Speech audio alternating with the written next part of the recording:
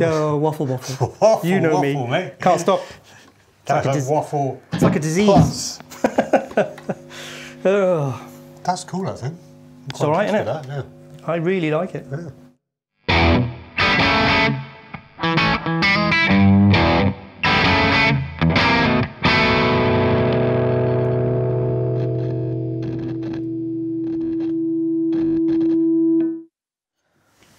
Welcome back to the Blues Box. So we've got an episode today on attenuation. Stay with me, honestly, it's actually a pretty interesting episode. And quite popular at the moment, aren't they?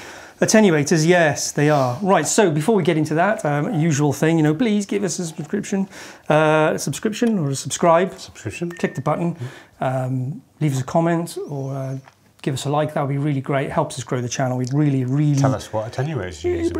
Yeah, because there's a lot out there actually. Yeah. There's a load out there. So yeah, so what I've got today is a UK-made attenuator from a company called AudioStorm. Chap there who makes these is called Sean. That's how boutique these are. Yeah, okay. That's cool. And Sean's been really helpful in my search for an attenuator. This is the HotBox125i, costs about 159 quid. Now, putting that into perspective before I go into any of the features and stuff. Oh, and I should say as well, if you want to skip to just sounds, there's some chapter markers and there's time codes in the description. Just go down there and you can cut out all of us waffling away. Really nice industrial design, very simple, big heatsink on the top. It's passive, so there's no fans, there's no lights, you don't need a power supply to run this. Really simple, just your amp goes in there, your tube amp, it's no point with a transistor amp. We'll go into why you use one in a minute. 2 speaker outputs, which is useful. And then on the front, when we do the sounds, I'll do some close-ups with the phone so you can see a little bit more of the front. We've got 2 reactive modes and 1 resistive mode. The resistive mode tends to be very bright and modern.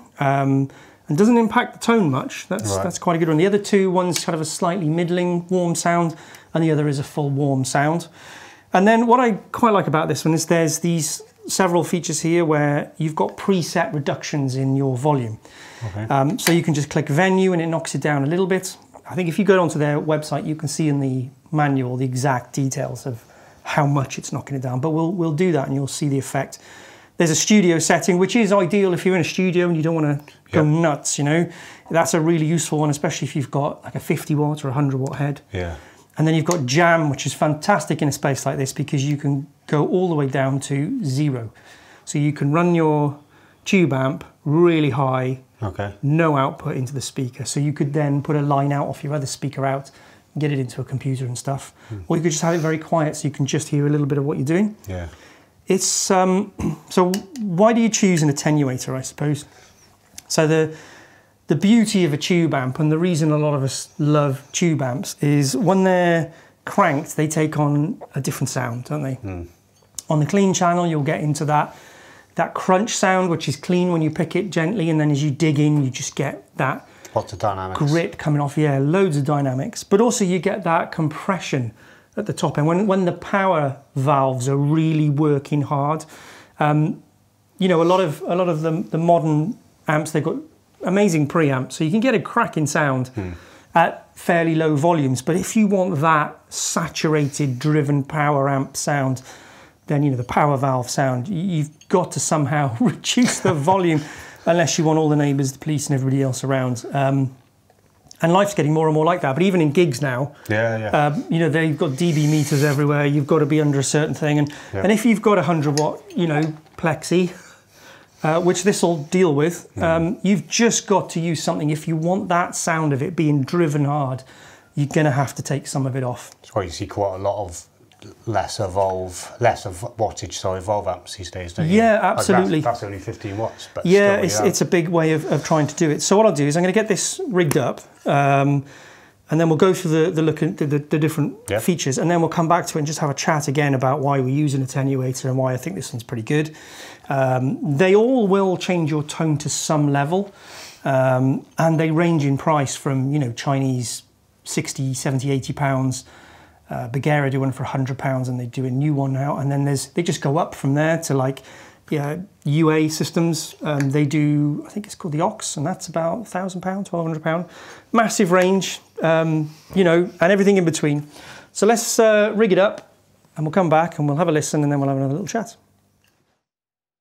All right, well, there's only one way to really do this noisily. So we'll risk the wrath of the neighbourhood. We're going to use it sort of just flat out, where the amp starts to break up a little bit. And I'm just going to show you what each individual switch does and how effective it is. What I'm going to do is I'm going to put this, as I said, there's 3 modes here. You've got a warm sort of vintage, reactive or inductive, and then you've got a slightly more middling one, and then you've got a fairly bright option there as well. So we're going to just stick it on the fairly bright option for now, just to keep things simple, really, okay?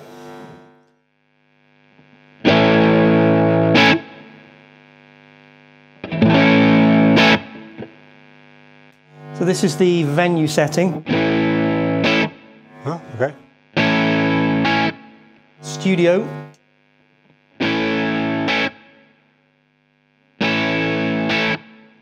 And then jam. Okay. And then obviously what you can do. Wow.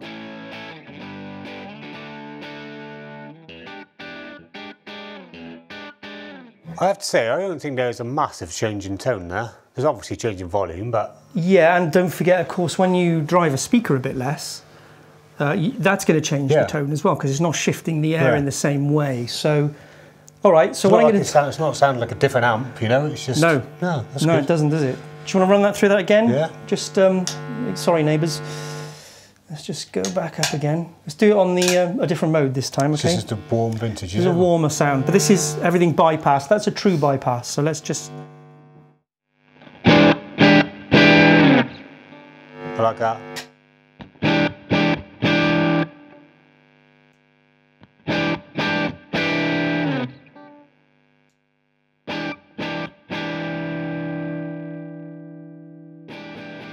See, I instantly prefer that one. It's warmer, isn't it? Much really warmer. Nice.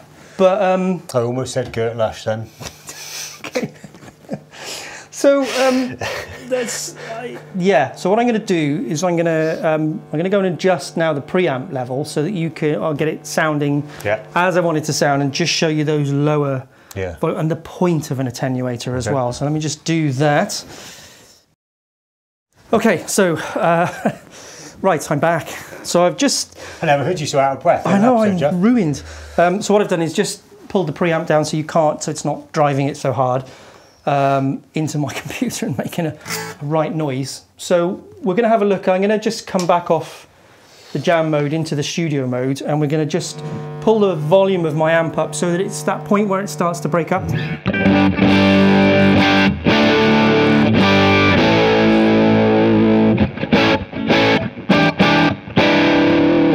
Push it a little bit harder, and I'll go into the jam mode, and then I can push the volume a little bit. You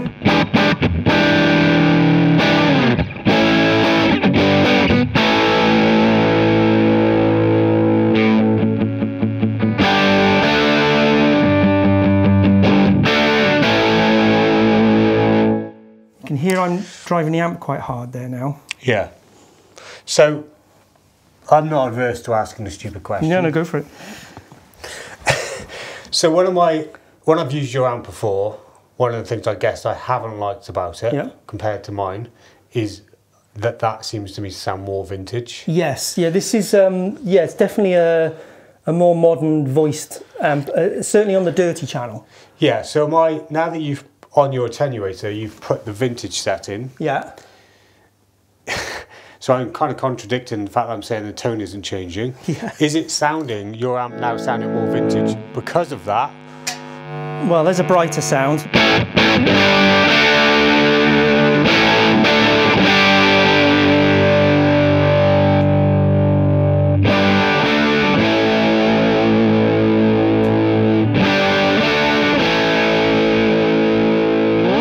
So I prefer that one. Yeah.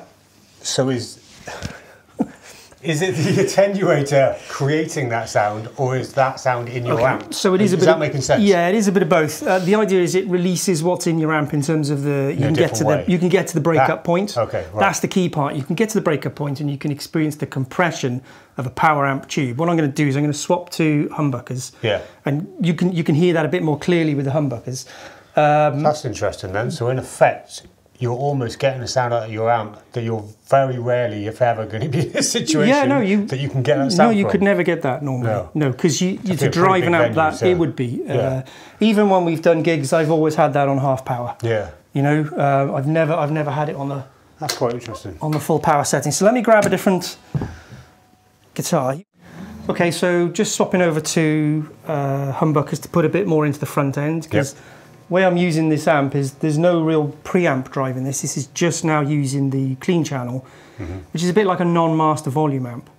So I've got the venue one engaged, I've got the studio one engaged on the jam to keep it low enough to use in this environment, but still.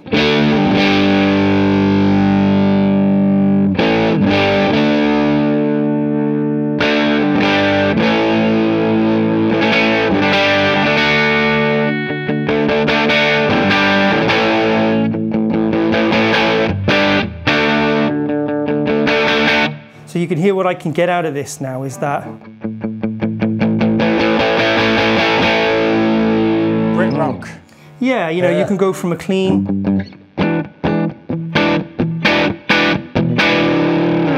You know, and you can dig into it a bit more. And that's on the bright channel. That's on the bright. Let's put it onto the.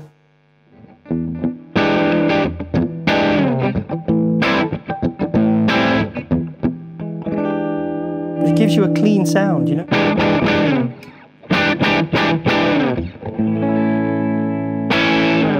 You can have a nice. You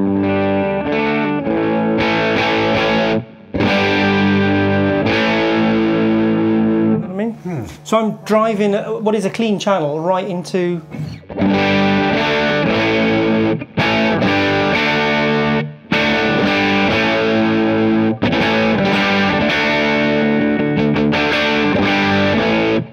Yeah, I find that quite interesting actually. I was obviously don't know a lot about it. I know a couple of people who got attenuators, but I've never, as you know, massively loved your amp. Yes. But suddenly... yeah, it's a different beast, isn't it? Yeah. Which I'm quite surprised by. Yeah. No, yeah, obviously... No, I know what you mean. I know what you mean. There's... I'm insanely fussy with amp sounds. Yes. There's this mysterious sound that I can't describe. If I don't hear it coming out of an amp, I don't like it. So you can go, you can get that nice. And you get the compression that comes with when you hit, you really, you know, which is lovely, which is the point of a tube amp, isn't it? You know, so.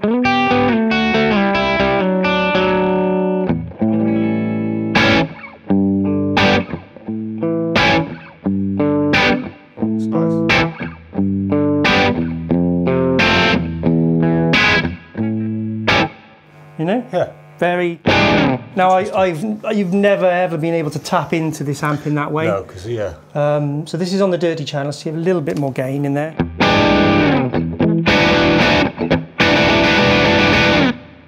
It just gets that. You can get the ringing tone that you can get with that lovely on the edge overdrive sound. You know.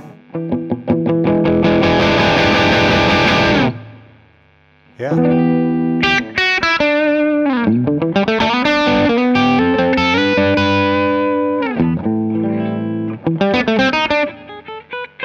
So it goes to clean, you know, it's lovely. Yeah, it's like a clean on the edge, isn't it? Yeah, which is, you know, great for blues sounds and stuff like that. Continuously bang on about Marshall Plexi is the holy grail of sounds for me. Yeah, indeed. And that's getting it closer. Oh, it does. It enables you to open up your amp, really, frankly. You know, no tube amps sound right without a bit of push. No. And what I like about this now is it would be very easy now to put something in the front like a rat or a basic overdrive or a transparent overdrive to give you that boost and push into that really more gainy sound out of it without necessarily having to rely on all the sort of front end of the amp at reasonable volumes. Yeah. You know, because you've now got that power amp stage working. So of course the negatives are you will wear out your power amp valves quicker because they're rarely used in most circumstances. So they are hotter, they're working harder, they're going to wear out quicker. But I still don't think that's the point of having that is the point of having it's like having a sports car and never floor in it, isn't it, really? Exactly, yeah. So yeah, I have to say I've been very impressed with it. I've seen quite a few other reviews online of different attenuators. They are a difficult one to show online the point of them and what they do. So just in summary, it's if you've got a tube amp, it's too high volume, especially if it's non-master volume and you want to get into that crunch zone of that amp, an attenuator becomes an absolute must. If you've got, like this one's got quite a nice front end with a preamp, you can get away with it, you know, but you still don't quite get that full-on compressed sound. So I love the look of it, I love the price of it, $159, and on the $159, there is a discount code in our description because Sean at AudioStorm has very kindly said your viewers can have an exclusive 10% off everything in the shop, and he does line out, he does like a Tube Screamer clone, which to call it a Tube Screamer clone is probably a bit unfair because it's got a lot in it, so have a look at that as well. He's got some nice gear, he really has. It's really well made. It's do you know, it feels really solid, and I've had a look at some of his specs, and there's no printed circuit board inside, it's all point to point, hardwired. Really? So the idea being that it shifts the heat away, so it doesn't need a fan. Will it get hot? This isn't, but I haven't been playing for long. I think if you played for a couple of hours with a 50 watt to 100 watt amp, it would get warm. It's got those 3 different circuits, those 3 different sounds. It's a cracking piece of kit for the money.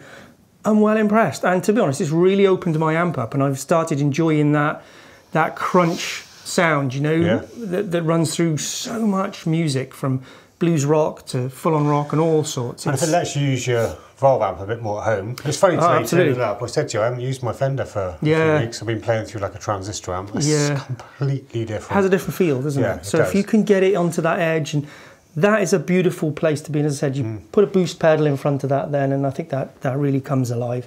If I'm going to be, going to throw some negatives in, because I'm a designer, I don't like the graphic design on the front, the little man on fire, but that's personal taste. Completely personal taste. I love the box, the enclosure it's in. Nice. And the pot maybe would be nicer if it was a bit smoother. But you know what? That's all I could find. I think it'll last for an awful long time. And I'm blown away by the price, I have to say, considering what, you know, a Chinese one is going to cost you £100, and this is $159, British made. And you said you can buy one for £1,000. You can, yeah, that's the UA one. Wow. That's got things like line, it does the same thing. Does it cook you lunch after you use it? Yeah, probably once the heat builds up a bit, but you know, without actually sitting here and having a few of the high-end ones, I can't fairly judge that, you know, and they could be an awful lot. They could be better. But what you hear on reviews time and time again is, oh, it sucked my tone away. Yeah. And I have to say, this one's got flexibility to it. Well, to me, that's improved your tone. Yeah, well, there you go. And you know, you've got EQ pedals, stick them in the loop, stick them in front, whatever you need to do. You can get your tone back in lots of different ways if you feel something's gone missing. Yeah. But I think it was very flexible, and I'm very pleased with that purchase. As I said, he also does some line out gear, which we'll try at some point. Yeah. So instead of putting mics in front of amplifiers, we can line out straight into the computer and use cab simulators. That's something I'd like to sort of give a go. Yeah, that's an interesting one, that is. Particularly with blues, not, you know, using some of the other options out there. No, absolutely. The other thing as well, the only thing you have to remember is that you have to match it to your impedance on your amp and cab. So my amp and cab there is a 16 ohm, you know, on the back where you've got the plugs. So you have to buy a 16 ohm version of that. There's a 4 ohm, an 8 ohm, a 16 ohm.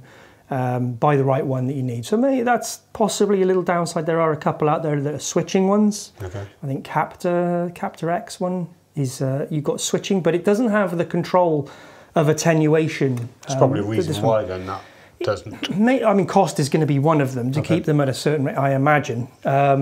So, you know, if you're thinking I'm going to change my amp soon, check out where you go in and just make sure that you're buying the right thing. But make use of the discount code if you fancy it. If you've got any questions on it, chuck them in the comments. We'll do our best to answer anything you've got.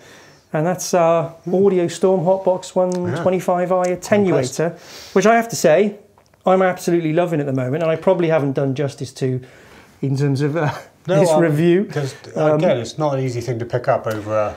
No, it's a really tough one to think about. I mean, I've seen guys do it online with dB meters, but that's still not really telling you an awful lot, apart from you can sort of hear the change in tone, I suppose, as you kick things in. Plus side, it's the first time I've ever said to you, I like your guitar tone. And yeah, I've been complimented many times out in the field, Steve. So it's all, you know, subjective nonsense anyway. Thank you, Sean. So, yeah. You are a very clever man. Yeah. Oh, I should say as well, that's bought and paid for, no discount on that one, from our own money, so it's not loaned, it's not a gift, we bought this as well, and I think that's a really important point to get across. Because do I owe you some money? Oh, I didn't tell you that, did I? Yeah, I bought it. So yeah, so it's you know that my thoughts on it are genuine and true. There's no one's backhanding anybody anything, you know, like you'd sometimes get with review channels. You're never quite sure whether it's true or not. So hand on heart, really enjoying it. I think maybe in 6 months or so I might do an update and, you know. Yeah, and get hold of a couple of others. I know a couple of people that have got, again, Greg, who lent us the Mayonnaise, has got an attenuator. Right, Claire has got an attenuator. Okay, well it would be worth maybe getting a few together and we could do a bit of a side-by-side on it. Yeah. Fantastic. All right, well, thank you for joining us on the Blues Box. Don't forget, please do sub if you can, if you haven't already done so. Thank you if you have. A like, a comment really helps us on our YouTube journey and will help us slowly make these better. But this episode for me is getting where I want to be, you know, is giving people back something, giving viewers back with that discount, genuine review, something I love and want to share really with people. So that's the point of this really. So if you've made it through to this point, well done. Absolutely. Yeah, congratulations. Hats off to you. If I had a hat, you have a hat. Brilliant. That's the Blues Box. We'll see you again. Take care.